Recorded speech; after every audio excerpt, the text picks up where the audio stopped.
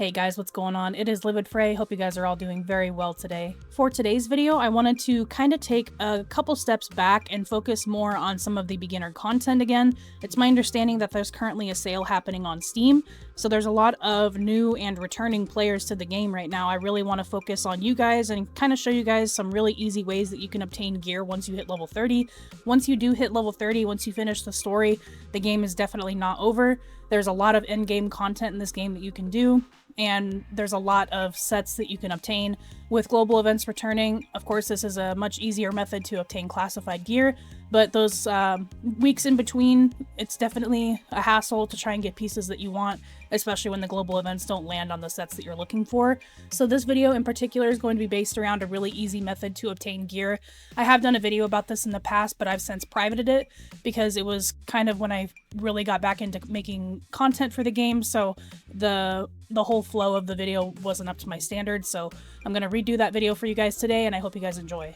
So as you guys can probably already guess, just based off of the background footage, this method is going to be based around the field intel that's located on the map. Now for newer players, I like to always recommend that you just pick these up as you find them. They do add a lot of lore into your experience, and if you are really into the story for the game, or if you want to learn more about it, the field intel is a really good way to do this. The only reason why I'm recommending that you leave them is because once you reach level 30, the field intel is worth a lot more XP than it used to be. So you can actually level up and earn what's called proficiency caches really easily. You'll earn proficiency caches for reaching 400k XP. It's basically once you hit level 30, you obviously can't go up any higher from there. So every time you level up now, you'll earn proficiency caches. Division 2 has pretty much the exact same method, but I think in Division 2 you earn them a lot more frequently because you can earn so much XP from like all other activities. But in this game, roaming open world and stuff like that, there's no modifiers that you can put onto the world to increase your XP gain. When you do hit level 30, there is of course a gear score method that you need to go through. I'll leave a link in the description to the wiki that explains the whole gear score bracket process. But basically, I do recommend leaving these until you are gear score 256. Once you do this, you'll start to receive gear score 256 items and above inside the proficiency caches.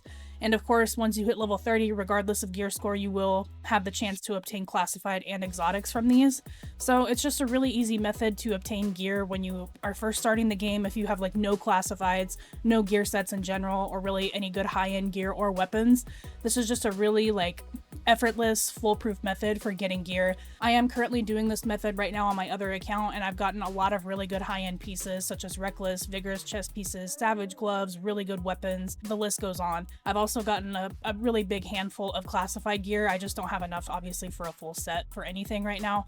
I'll get into some other videos later for like builds that you can do while you're first starting out, but in the meantime I do have one already built and I'll link that in the description as well. The only issue with this method that you'll probably face is actually marking the field intel that's on the map. There's only two ways that you can actually have it marked on your map, and that's by coming within a somewhat close proximity of it, or you can also purchase the K9 unit upgrade inside the security wing. After purchasing the upgrade, you'll have the field data marked on the map after you complete all of the side missions and encounters inside that district, and then it will then reveal all of the field data within that district. Me personally, whenever I'm starting new characters, or in this instance a brand new account, I just like to have my map clean so I don't run into really any annoying encounters when I'm roaming the open world, whether I'm out collecting materials or doing my open world boss runs. It's just, I would rather just keep the map clean. And I actually do a lot of the side missions and encounters before I even do any of the main missions. They're really good ways to earn XP, and obviously once the map is clean, you'll have all of this field data to collect XP later for when you reach level 30. So as you level up, I would just do yourself a favor and clear out side missions and encounters as quickly as possible. You need the encounters anyway to actually upgrade the wings, so I would be doing the encounters, and the side missions are actually really decent XP while you're leveling up. So I would just do that whenever you have it, anytime. And then once you do reach level 30, you can go ahead and start collecting them right away. The only issue is it's going to give you gear score items that are within like the lower world brackets, but you can use this method since there is so much field data that you can actually collect. You can use this method to obtain higher gear score items to then equip and then raise yourself higher within the world tier bracket. And again, I'm going to link that whole process in the description of the video, and then I could possibly make another video on that later, but it's actually really easy to understand. The higher the gear score item is, you can raise yourself higher into higher world tier brackets. The enemy levels are higher, therefore they're going to drop higher leveled gear. 256 plus is the last bracket that you can get yourself into. So if you manage to get 256 gear score items, it's pretty self-explanatory from there. I think you guys can see where I'm going with this. As far as the XP difference, earlier on in the game when you start picking them up, I think they're like 330 XP or something. Once you hit level 30, for whatever reason, that jacks up to 110,000. And you need 400k XP to get a proficiency. So as you can see, you can actually pick up less than 4 of these and you will be obtaining a proficiency and then having a chance to get classifieds, exotics, and just really good gear. So the more of them that you leave on the map, the better. But if you've accidentally picked some up already because you had no idea about this method, it's really not a big deal. And again, this goes across all of your characters. So you can go ahead and start new characters and do this method again to obtain gear for other characters, whatever you want to do. I'm just letting you guys know how the method actually works. And if you guys are playing on like a brand new account, like if you have never played the game, you've just picked the game up, this method is also really good for collecting clothing. There's a lot of clothing items in the game that you can be getting. You can buy them from the appearance vendor inside the security wing, but if you want to save yourself some money, this is probably one of the best ways that I know of to obtain clothing other than the Dark Zone. So I would definitely recommend just doing this method in general when you're new, not only to, you know, get gear and clothing and all that, but this is also just a really good way to learn the map. You're going to stumble on some open world bosses. They do drop some decent stuff. When you're level 30, they'll start dropping classifieds and exotics as well.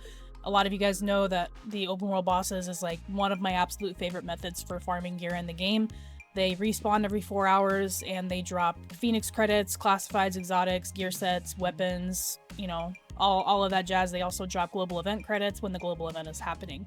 There's also a really helpful Reddit thread guide that I'll post in the description of this video, and if you guys are a member of our community Discord server, I have this link posted inside the resources channel as well for you guys to utilize. The Reddit thread basically has YouTube links for picking up all of the field data on the map. I have also had instances where field data has bugged out for me. It says that I have like 1 or 2 field data items left and it's not showing on the map.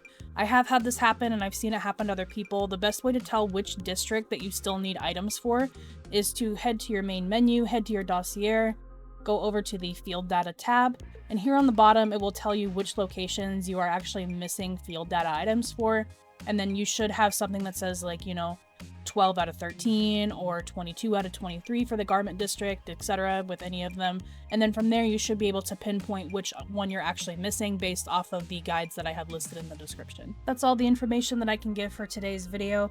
I'm hoping it was somewhat informational for the newer and returning players who are still trying to obtain gear after reaching level 30. I know that coming up with builds and everything can be really complicated to understand, but I promise that it will all come with time. Again, I do have those simple builds that you guys can do that are non-classified. I'll be linking that in the description, and I definitely want to make more of these because I understand that when you're a newer player, making builds can be really intimidating. So I want to try and get some together for you guys to use, and it's really, really easy. It will come with time, I promise. But I hope you guys enjoyed, and I hope you guys enjoy the rest of your day. I will talk to you later.